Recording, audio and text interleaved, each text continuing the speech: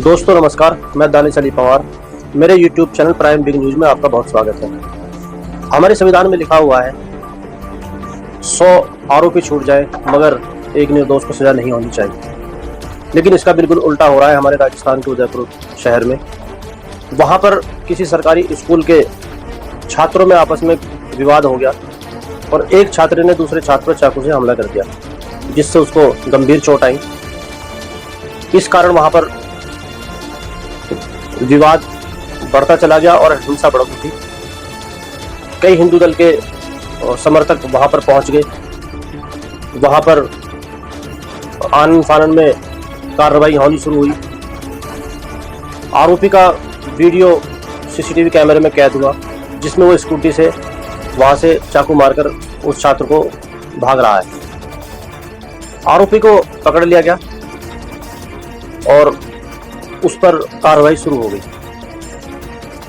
लेकिन जैसा हम उत्तर प्रदेश में देखते हैं, वहां पर योगी आदित्यनाथ जी किसी भी आरोपी को सजा देने के मकसद से उसका घर बिल्डोजर से गिरा देते हैं। और इसी वजह से उनको मोदी जी के बाद अगर किसी को प्रधानमंत्री के योग्य पाया जाता है या बताया जाता है तो वो योगी जी को ही बताया जाता है। सबको लगता है कि नरेंद्र मोदी जी के बाद अगर हिंदुत्व का कोई बड़ा चेहरा है तो वो योगी आदित्यनाथ हैं, जो उत्तर प्रदेश के सीएम हैं। और उनके इसी वजह से कि वो आरोपी का बिल्डोजर से मकान गिराते हैं और हिंदुत्व की तरफ पूरी कट्टरता से बढ़ते हैं। ये बात उन्हीं के भाजपा के दूसरे राज्यों के जो मुख्यमंत्री हैं उनको कुछ हजम नहीं होती और वो चाहते हैं कि हम योगी आदित्यनाथ से भी बड़ा चेहरा बने।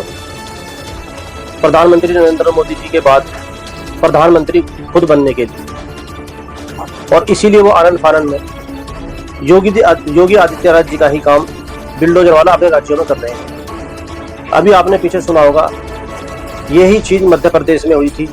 वहां पर जो हिंसा हुई तो आरोपियों का मुख्यमंत्री जी ने वहां पे मकान गिराए गए, बिल्डोजर से ढाए गए। और अभी सुनने में आया बिहार में भी एक वाकया यही हुआ है कि वहां पर भी बिल्डोजर से घर गिरा दिया गया है। और अब राजस्थान के उदयपुर शहर में जब आरोपी को पकड़ लिया गया था और आगाजनी पूरे शहर में हो रही थी, इंटरनेट वहां बंद कर दिया गया था शुक्रवार तक को। और उसके बाद वहां पर धारा 166 लगा दी गई थी और कानून व्यवस्था को पूरी तरह से कंट्रोल में लाने की कोशिशें हो रही थी।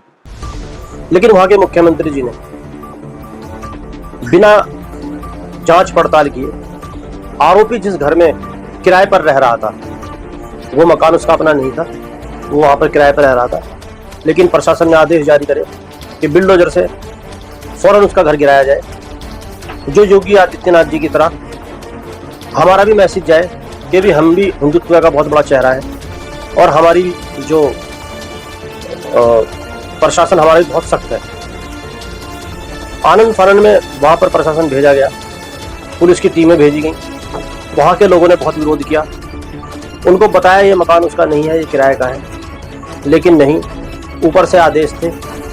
उन आदेशों को मानते हुए और ये जानते हुए कि मकान उसका नहीं है, उस मकान को जमींदोज कर दिया गया। जो उस मकान का मालिक था उसका तो कोई उसमें कसूर नहीं था, सिर्फ अपनी राजनीति चमकाने के लिए उस मकान को जमींदोज कर दिया गया, सिर्फ ये दिखाने के लिए कि हम हिंदुत्व का चेहरा योगी आदित्यनाथ से भी बड़ा है और हम भी इस रेस में आगे हैं। तो दोस्तों, ये चीजें हो रही हैं हमारे देश में। कहीं पर इंसाफ 2 साल, 5 साल, 10 साल, 20 साल तक लग जाते हैं।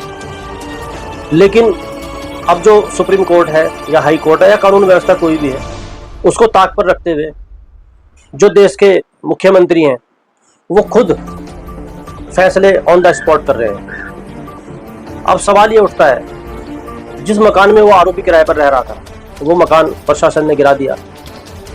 उन्होंने बताया कि वन विभाग की जमीन पर बना हुआ है और ये अवैध है। लेकिन दोस्तों, वहां पर वो मकान अकेला नहीं है। अगर 10 मकान, 20 मकान या 100 मकानों में सिर्फ एक मकान को गिराया जाता है कि ये वन विभाग की जमीन पर है, वन विभाग की जमीन कोई 50-100 गज तो होती नहीं है, बीघों के हिसाब से होगी। जाहिर सी बात है जो भी बस्ती है वो पूरी वन विभाग में ही होगी, लेकिन उसको पॉइंट कर उसी मकान को गिराया गया। अगर वन विभाग उस पर एक्शन लेता तो जाहिर सी बात है वो पूरी कॉलोनी को जमींदोज कर देता, लेकिन सिर्फ एक पर्टिकुलर मकान को ही वहां पर ढहा गया। अब मकान मालिक सदमे में है। जिस तरीके से उसका मकान गिरा है, औरों को भी इस चीज की बहुत चिंता होती है। प्रशासन अपनी कार्रवाई कर रहा है, आरोपी पकड़ा जा चुका है और जो पीड़ित है उसका इलाज पूरी भरकस कोशिश के साथ किया जा रहा है। विशेष विमान से डॉक्टर भेजे गए। खून ज्यादा बह चुका है, लेकिन पूरी कोशिश है और उनके बचने की पूरी उम्मीद है। प्रशासन ने और भी सख्त आदेश लिए हैं कि किसी भी स्कूल के अंदर अब कोई भी नोकीली चीज ले जाना, कैंची, चाकू, सब अवैध कर दिया है। और जो प्रिंसिपल हैं उनको इस बात का सख्त आदेश दिया गया है कि हर बच्चे का बैग चेक करा जाए और कोई जिससे ऐसी कोई भी आगे घटना ना हो। ऐसी और खबर देखते रहने के लिए बने रहिए आप प्राइम बिग न्यूज़, मेरे चैनल दानिश अली पवार के साथ। धन्यवाद।